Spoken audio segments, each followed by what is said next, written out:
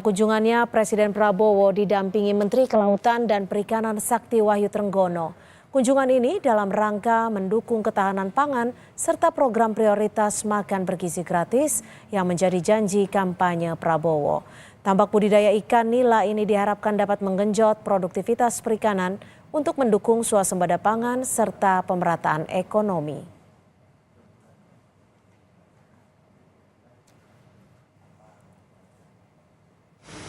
Presiden Prabowo Subianto juga menyempatkan menebar benih ikan nila salin. Siklus kedua berukuran 10 gram, di mana siklus pertama sudah dilakukan di bulan September 2023 dengan masa panen di bulan Mei 2024. Diketahui ikan nila salin menjadi salah satu komoditas yang akan dibudidayakan melalui modeling tambak Bins Karawang. Modeling tambak Bins Karawang ini diharapkan dapat menggenjot produktivitas perikanan untuk mendukung asta-cita Presiden terkait swasembada pangan.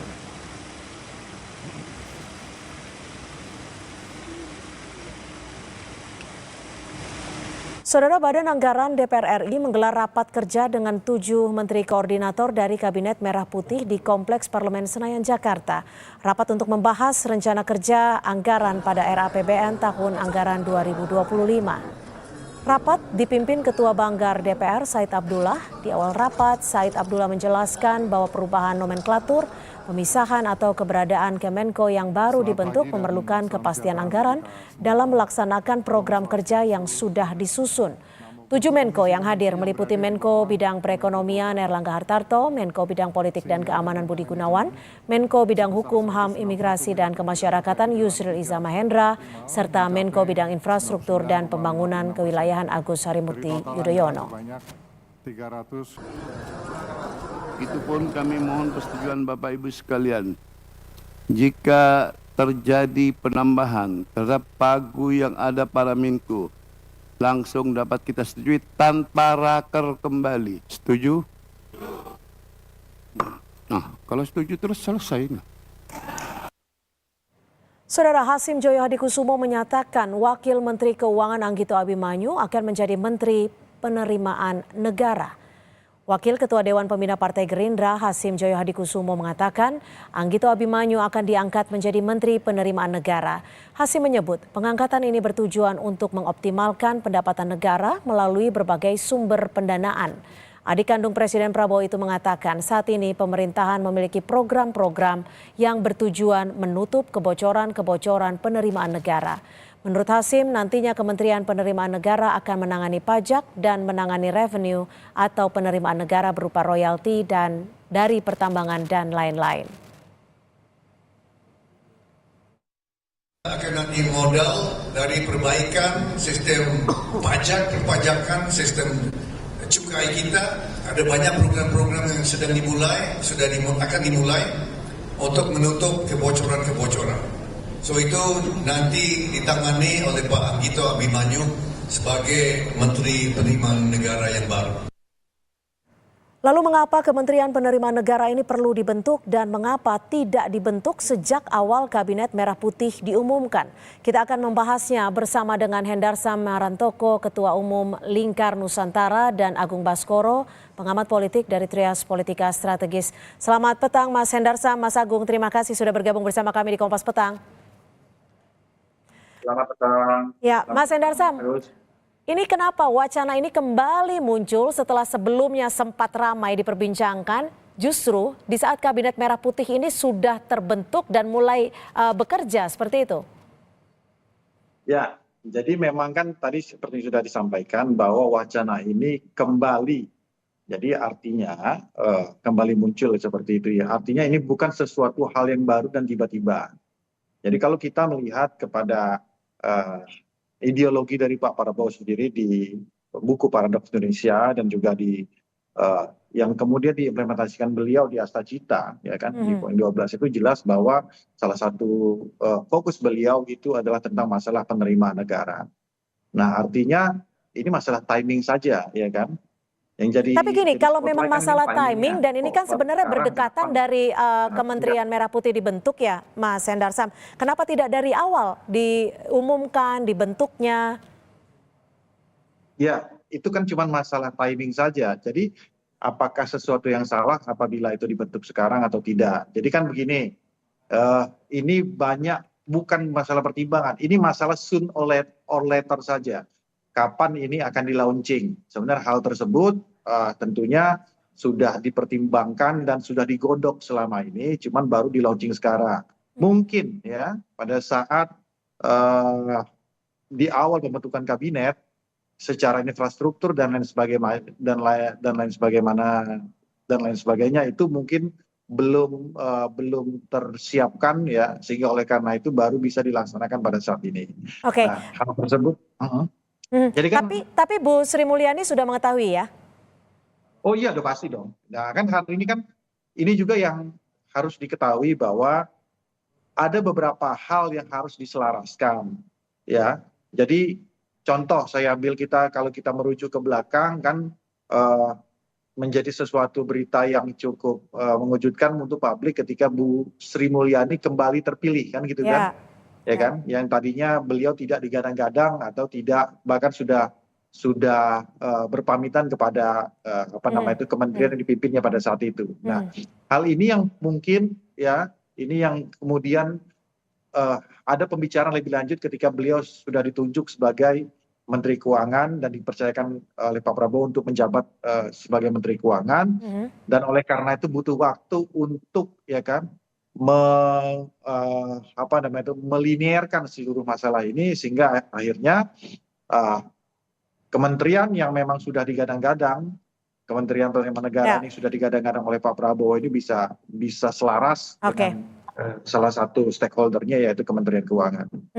Mas Agung, kenapa wacana ini kan kembali muncul setelah dulu sempat ramai, tapi sekarang ini muncul dari perkataan Hasim Joyo Hadikusumo, bukan dari perkataan Presiden?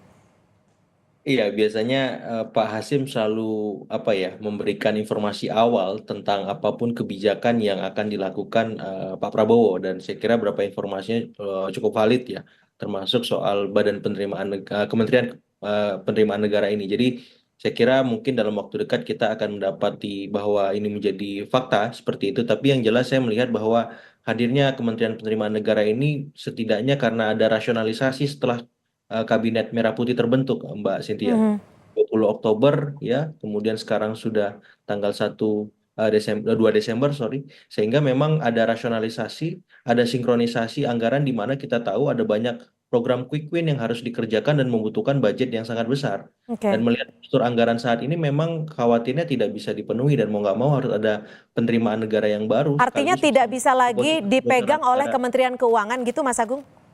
Ya, saya kira memang butuh fokus yang lebih dalam ya, karena kita tahu harus ada target yang dipenuhi ya. Saya kira ada beberapa target-target prestisius, strategis untuk bisa menggenjot penerimaan negara kita, kemudian juga sekaligus menutupi banyak kebocoran negara seperti itu. Dan itu banyak temuannya, Mbak. Bocorannya sampai 35 sampai hampir 50% seperti itu, dan itu sangat besar. Kalau misalkan kita dapat menggenjot tapi tidak bisa menutup kebocoran, sama juga bohong kan. Nah, artinya memang perlu ada institusi baru, badan yang khusus mengatasi itu, dalam tanda petik menggenjot ya soal cukai, soal royalti pertambangan, soal pajak. Ya walaupun memang kondisinya dan situasi saat ini memang belum cukup memungkinkan untuk melakukan semua hal itu, tapi minimal paling tidak ada master plan yang lebih terukur agar apa? Agar kita bisa mengoptimalkan seluruh ya penerimaan negara dari sektor manapun seperti itu. Oke, Mas Hendarsam, jika memang dibutuhkan rasionalisasi, sinkronisasi, dan juga memastikan bahwa pemasukan untuk negara itu bisa dianggarkan dan juga bisa disalurkan di porsi-porsi kebutuhannya. Lalu apakah nantinya Kementerian Penerimaan Negara ini bisa menjamin tidak ada lagi kebocoran negara? Ya, kalau kita menjamin sebagaimana itunya ya kita tidak bisa menjamin. Tapi ini langkah strategis ya yang harus dijalankan oleh Pak Prabowo. Bagaimana coba ya kan memfokuskan penerimaan negara yang tersebar di berbagai macam kementerian ya. Contohnya seperti itu. Di Kementerian Keuangan ada pajak, bea cukai kan dan lain sebagainya. Habis itu ada pendapatan negara kita yang lain itu di SDM, di tambang dan lain sebagainya. Belum lagi juga ada di beberapa sektor lain.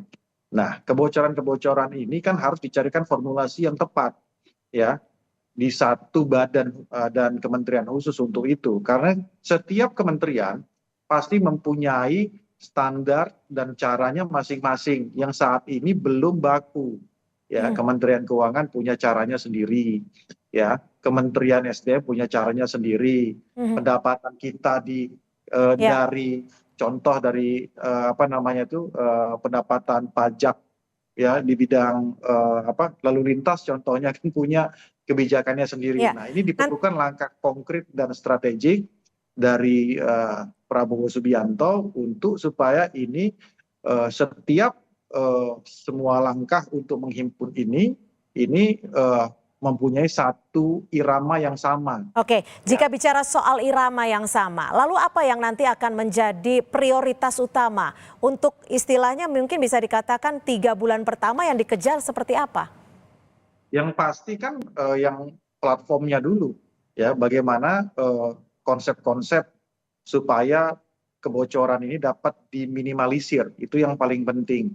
Sebagaimana Mas Agung tadi sampaikan, ya kan kebocoran sampai 30-40% itu hal yang sangat luar biasa. Jadi kalau kita boleh bermimpi, kalau sampai kita bisa bisa memaksimalkan itu sampai di 25%, itu menjadi suatu anugerah buat pemerintahan ini dan bangsa kita ya untuk menggenjot APBN kita ke depannya ya. Dan oleh karena itu ya Pak Prabowo sebagaimana sering saya sampaikan merupakan seseorang yang sangat strategik ya untuk melihat permasalahan mana saja yang pokok ya kan. Sehingga oleh karena itu simpul-simpul ini termasuk diejawantahkan beliau dalam Kementerian Penerimaan Negara ini bisa terbentuk seperti itu. Mas Agung, kalau dari Mas Agung sendiri melihatnya efektivitas dari Kementerian Penerimaan Negara akan berjalan dengan baik tidak?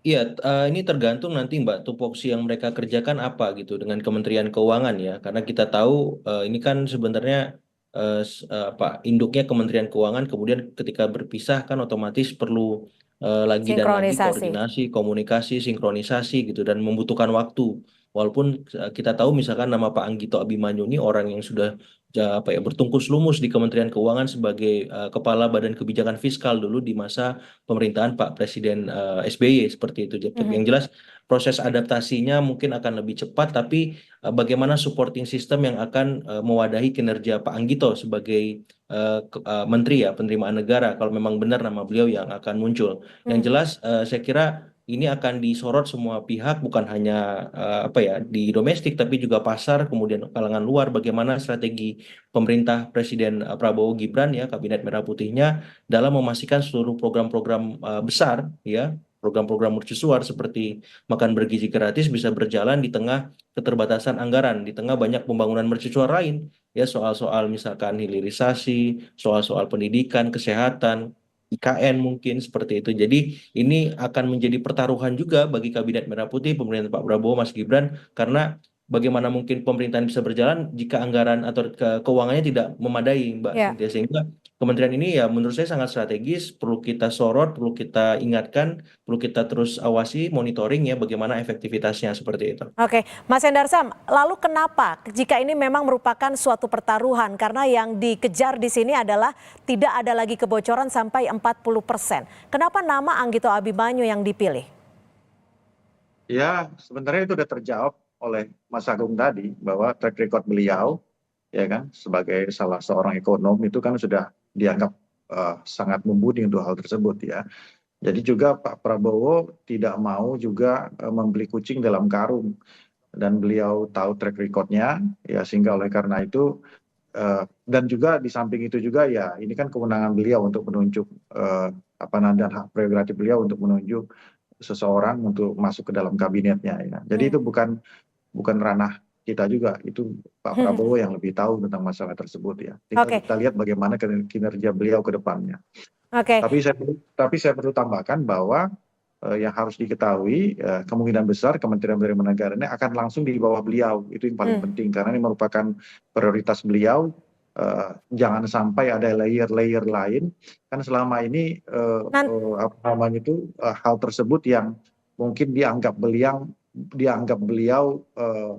banyaknya birokrasi dan layer-layer sehingga fokus penerimaan negara ini tidak langsung sampai ke beliau. Hmm. Nah, oleh karena itu diperlukan langkah strategik, beberapa kementerian khusus itu langsung di bawah beliau. Ya, Mas Hendarsam, jika ini memang merupakan langkah strategik dan juga yang diprioritaskan adalah cukup penting seperti itu. Lalu bagaimana dengan target kerjanya dan kapan sebenarnya akan diumumkan ini secara resmi oleh Presiden Prabowo? Ya, kalau Pak Hasim udah ngomong seperti itu, saya rasa tidak akan lama lagi. Karena yang saya dengar bahwa memang ini kan digodoknya sebenarnya dari pada saat dari zaman kita di TKN kemarin itu sudah digodok, sudah matang sebenarnya. Ya kan, cuman kemudian kan ada perubahan pada saat penyusunan kabinet Bu Sri Mulyani masuk kan seperti itu. Yang beliau tentunya kemungkinan besar mempunyai cara pandangnya juga sendiri ya, yang masih. Nah, kalau sekarang ini sudah sepakat nih ya bahwa memang akan dibentuk Kementerian Penerimaan Negara? Gimana? Sudah sepakat artinya ya dengan adanya Bu Sri Mulyani dan adanya dibentuknya kementerian baru? Tentunya sudah sepakat, dan Bu Sri Mulyani tentunya sudah paham bahwa ada bagian-bagian yang memang ini harus difokuskan, ya kan, bahwa Pak Prabowo mempunyai ambisi yang kuat bagaimana menggenjot APBN kita sehingga program-program pokok beliau untuk membangun bangsa ini, membangun anak bangsa melalui contohnya program makan siang gratis dan menaikkan rata-rata sumber manusia kita ya, sumber daya manusia kita ini menjadi lebih kuat. Ya, Mas Agung, kalau tadi Mas Hendarsam bilang sempat terjadi perubahan, akhirnya Bu Sri Mulyani masuk. Dari kacamata Anda, perubahan seperti apa sih sebenarnya yang terjadi di Kabinet Merah Putih saat itu sehingga saat itu tidak terbentuk Kementerian Penerimaan Negara, dan setelah berjalan beberapa waktu saat ini akhirnya bisa hampir dipastikan Kementerian Penerimaan Negara akan terbentuk? Ya, saya melihat ini celah kita akan melihat the real Pak Prabowo sebagai presiden ya. Karena kemarin kan waktu membentuk kabinet ada banyak pertimbangan yang masuk dari internal, dari eksternal. Nah, kemudian setelah sebulan berjalan kabinet ini mungkin beliau paham bahwa ada tantangan sendiri di masa pemerintahan beliau dibanding sebelum-sebelumnya. Otomatis rasionalisasinya perlu ada kementerian baru. Dan tidak tertutup kemungkinan juga dari shuffle, Mbak Cynthia. Ya, ada celah yang nama baru muncul, kementerian baru lahir, kementerian yang lain dilebur seperti itu. Dan saya kira Pak Prabowo ingin menunjukkan bahwa beliau adalah presiden yang sesungguhnya di masa-masa yang akan datang, karena beliau yang paling tahu tantangan kita sebagai bangsa ke depan seperti apa. Dan saya kira ini poin bagus ya, masukan yang patut kita tunggu, perubahan-perubahan apapun itu, karena kita butuh akselerasi, butuh percepatan di beragam bidang, butuh banyak terobosan untuk memastikan segala yang tidak pasti dengan tantangan geopolitik dan geostrategis yang ada seperti itu. Baik, terima kasih Mas Agung Baskoro, pengamat politik dari Trias Politika Strategis, dan juga Mas Hendarsam Marantoko, Ketua Umum Lingkar Nusantara, sudah berbagi perspektif di Kompas Petang. Selamat sore. Selamat sore.